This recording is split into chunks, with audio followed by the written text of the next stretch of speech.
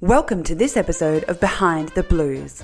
This podcast is proudly brought to you by Morris Finance. Your success is our business.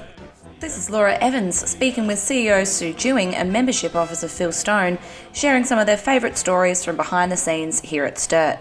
Phil, can you start us off with one of the stories that sticks most in your mind? There are lots. There are lots that stick in the memory. Probably the biggest one is the dead bird. Dead bird, tell us about that. One of the members, I wasn't here, I was at lunch, and Daniel Herbert, who shared office with me, was here. I came back from lunch and Daniel said, "There's no way I want to do your job." And I said, "What's wrong?" He said, "This woman came in with a dead bird, complete with a cage." And I said, "What does she want?" She wanted to bury him at Unley Oval. The reason she came here, she'd tried Adelaide Oval and they wouldn't let her. So Daniel said, "I don't think it's going to work." I'm not sure if it's fact, but Daniel thinks she came to Unley by bus.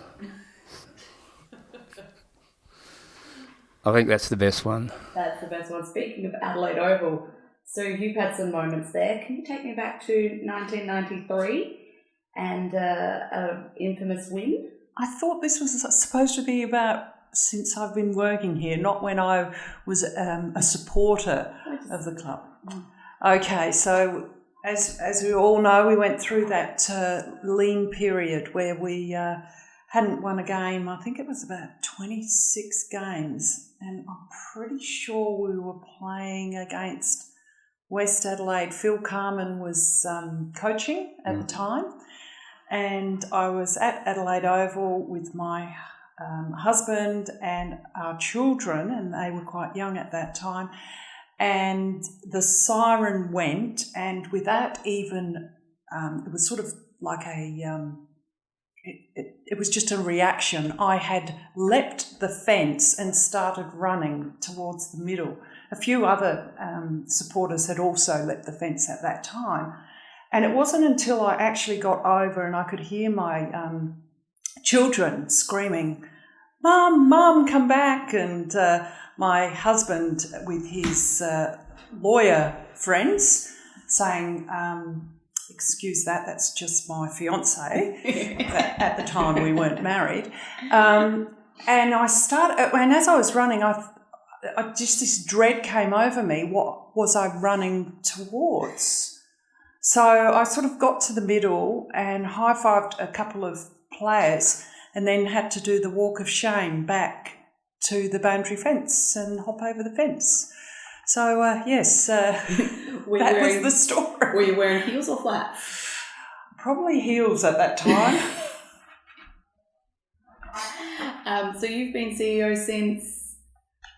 2000 and, acting CEO about November 2013 and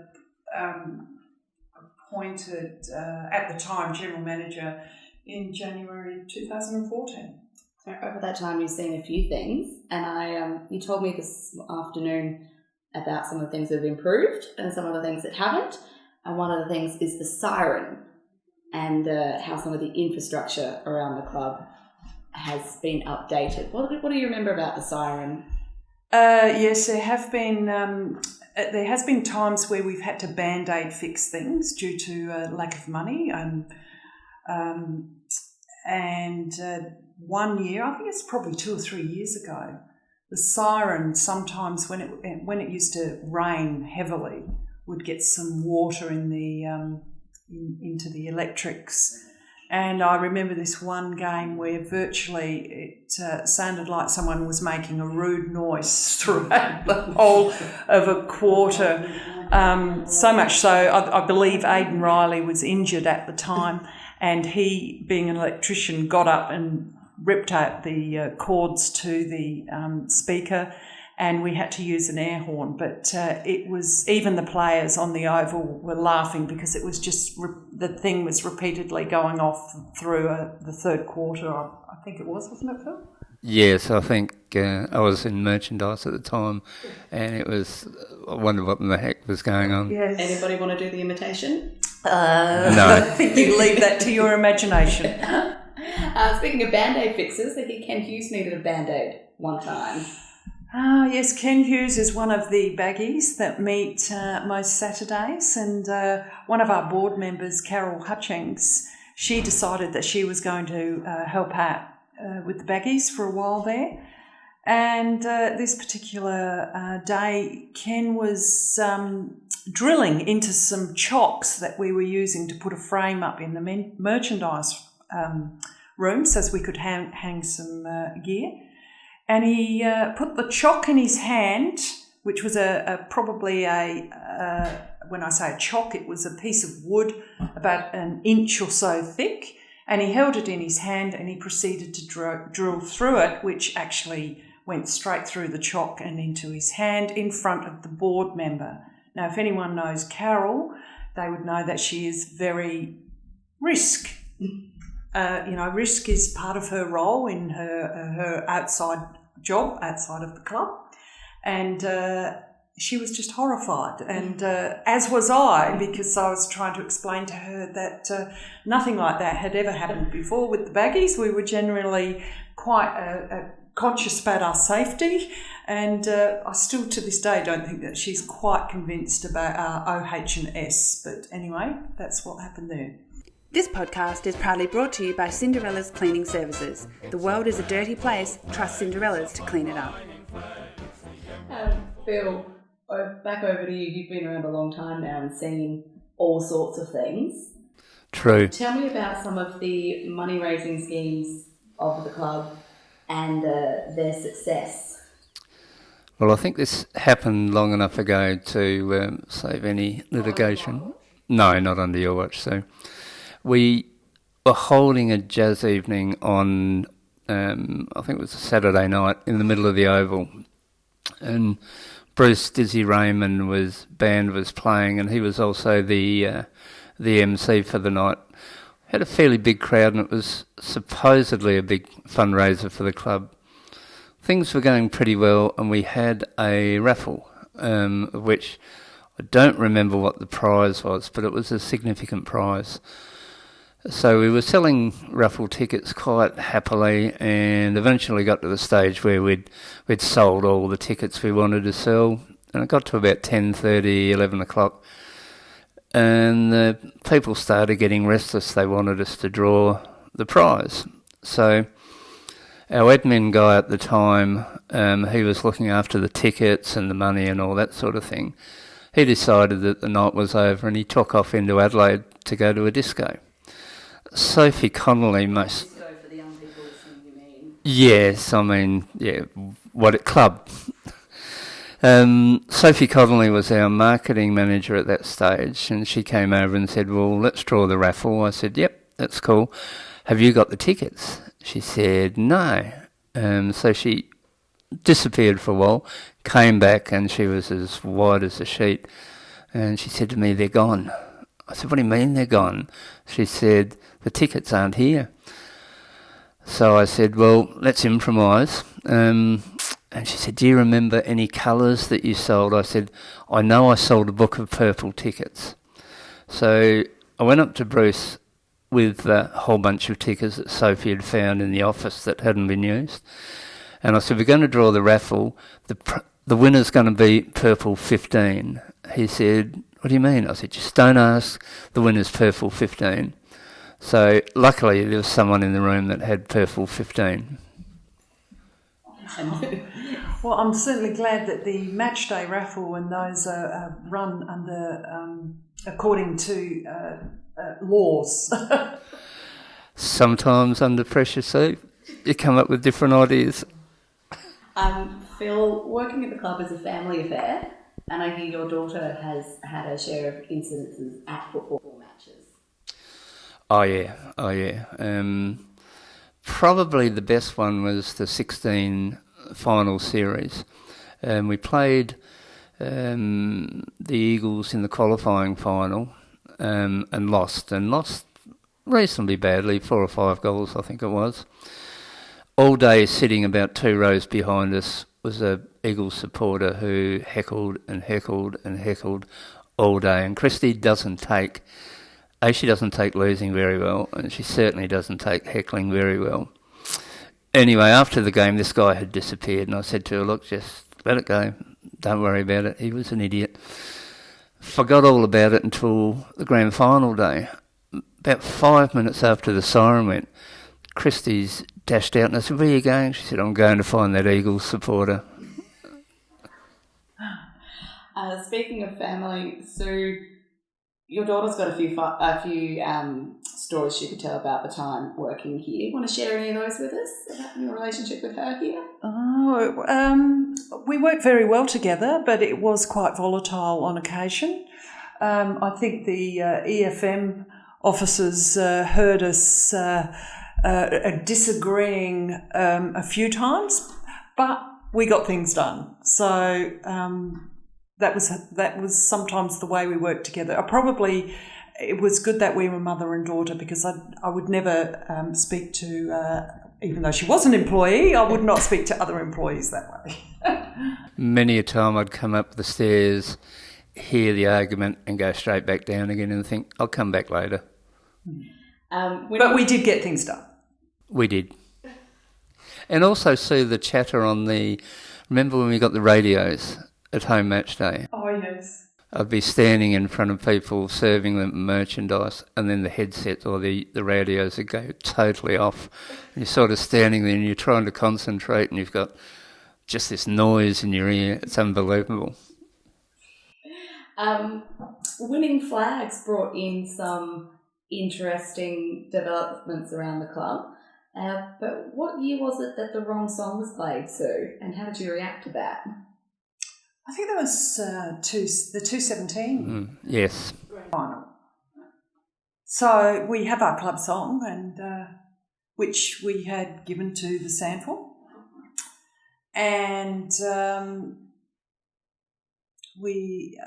that is our official song. And when they played it, when the team ran out onto the oval, it was not our official song, and I proceeded to get onto the phone with all the festivities going on and ripped into one of the SANFL employees who I later had to apologise to, because apparently somebody had handed in another song to security to be used on the day. And for some reason, security at the Oval shot it up to the room saying that this is the Sturt Football Club song, please use this. And that's what happened. This poor SANFL employee was asking me to calm down on the phone and let her explain the story to her. So it was quite bizarre. We all sort of shook our heads, because it certainly didn't come from the club.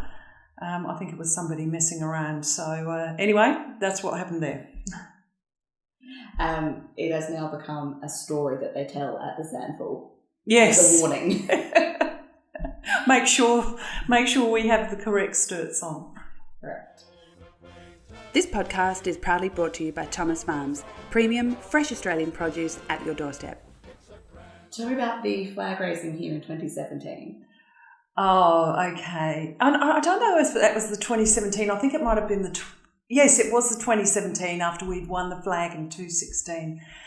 So the board, they marched the flag out in front of the members on our first home game.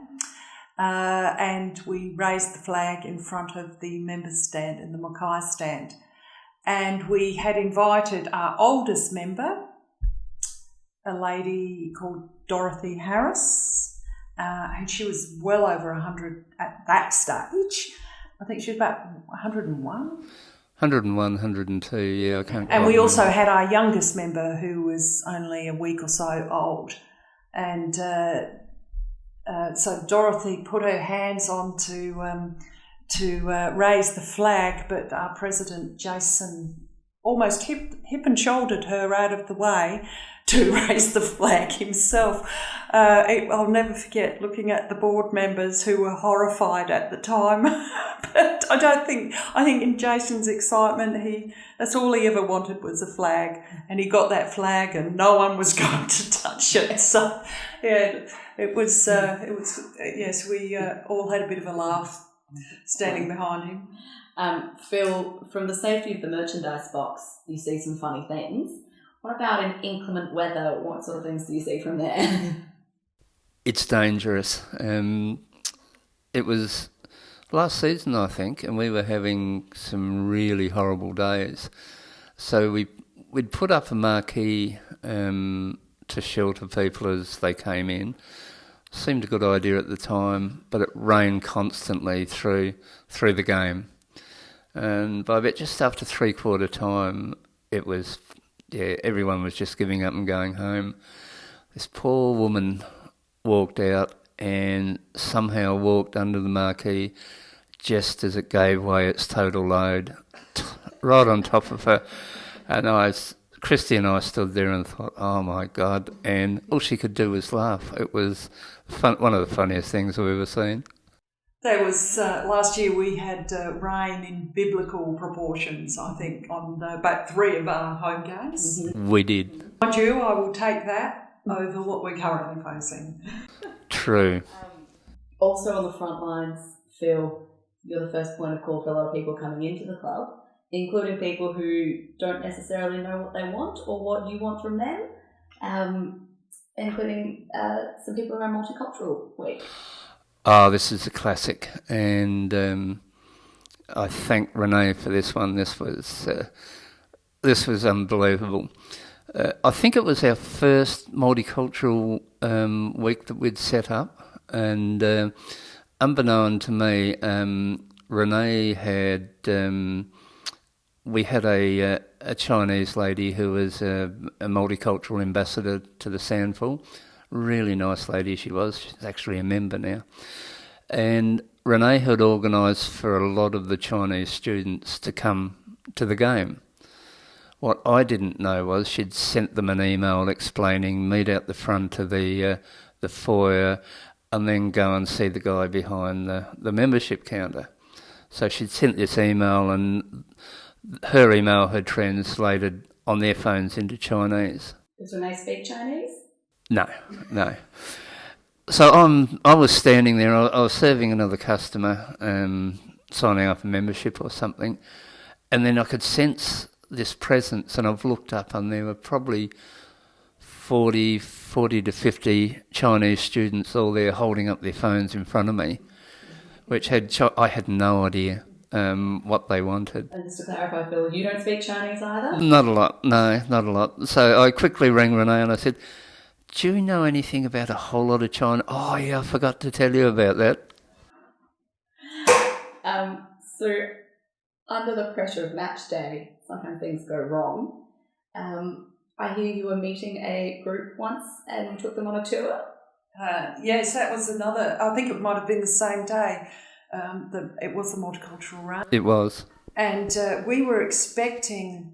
I think we may have been expecting the Chinese group that you were just referring to, Phil. And this group, we're actually going to take them into the Cambridge room. We were going to give them a tour of the club and give them some promotional footballs. And we'd put together some packs for them. And I don't know where I was. I saw this group of people walking to the OT stand, and I said, no, you've got to come this way. And I actually took them all out of the ground and brought them into the Cambridge room. They all looked like they were quite confused by it, and I was, just guided them into the Cambridge room, and there were only a couple that did speak English, and I was sort of welcoming them. And I proceeded to give them all these gift bags with footballs and paraphernalia in. They were all very, very grateful for it. And then Renee walked in and sort of was waving at me at the back, and I was like, oh, I've met everyone, and she said, I don't even know who these people are. The group is coming over now. I have... And I said, well, who are these people? And I spoke to the one of the people that did speak English, and they said that they had just come on some free tickets from Flinders University. So we couldn't really take the gift bags back off of them. we had to scramble and get a few together to give to the real group. That anyway, they all had a great time. Unley Oval is known for its vocal cheer squad. Vocal, to use a small word for it. You've had some interactions with them over the years, Sue, and they have responded in kind? Yes, I feel like I was much maligned sometimes with the cheer squad. Under Coach Marty Matner, he had a thing about banners, and he wanted us to be a successful club before we put up banners, or before the team ran through banners. He said, well, we haven't won anything yet, we need to win things. So during the 2016 final series, he did not want banners made unless we made the grand final, which we did. And so we had to let the cheer squad know that we didn't want banners. And for some reason, they thought that was coming from me. And apparently during a couple of those finals games, I believe that they had made up a couple of songs about me that weren't that flattering. But anyway, they did get to put their banner up. And then the following year, I believe during the final series, Marty did relinquish and allow them to have banners. So I think they'd made up a banner during the final series that said, let us have a banner. And they sat in the crowd with that. But we had another time where I had the CEO of the Central Districts Football Club call me after one of their home games where I think a few of our cheer squad members had mooned their security. And when I spoke to members of the cheer squad, they said, yes, they had done the wrong thing, but all they had done, because they were a bit upset with some of the decisions of the umpiring that day, they just pulled their pants down and mooned.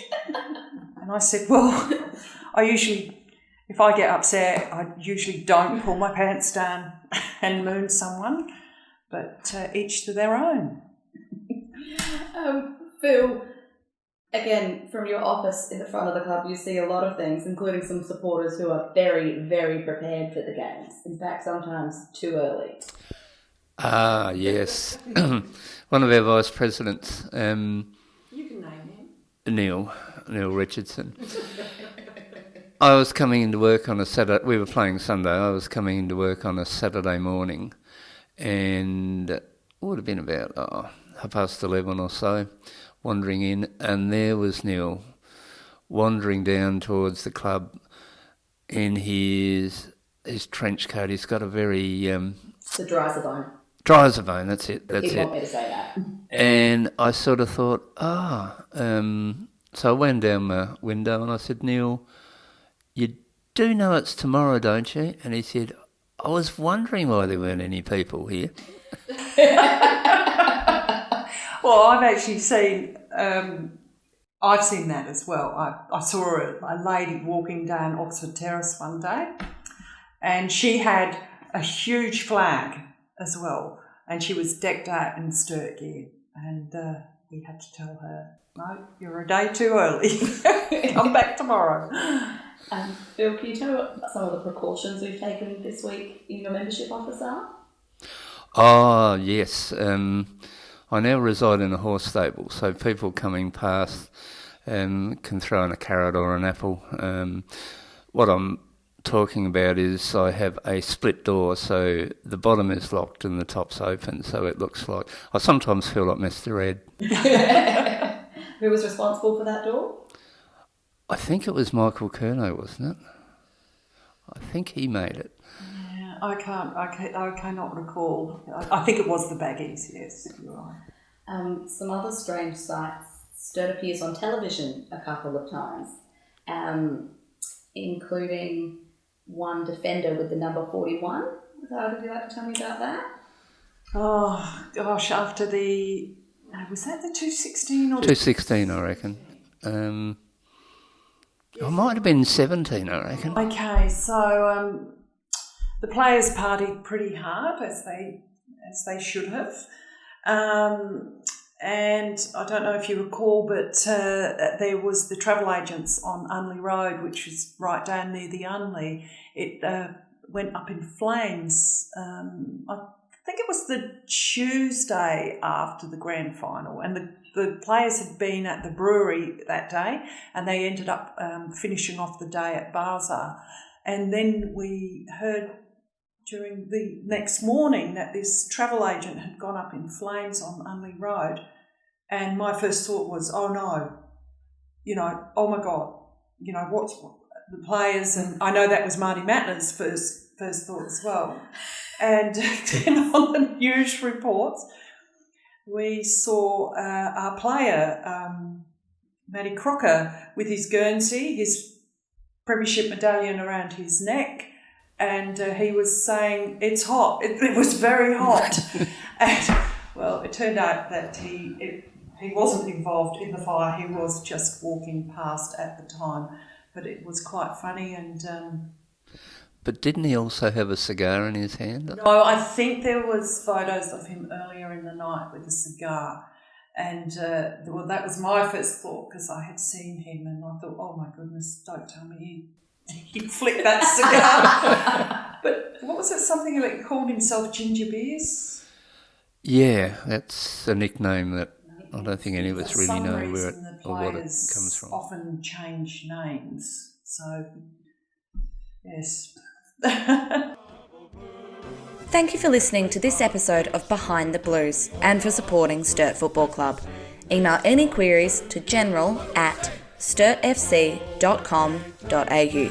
Go the Blues! This is a Sturt Football Club podcast.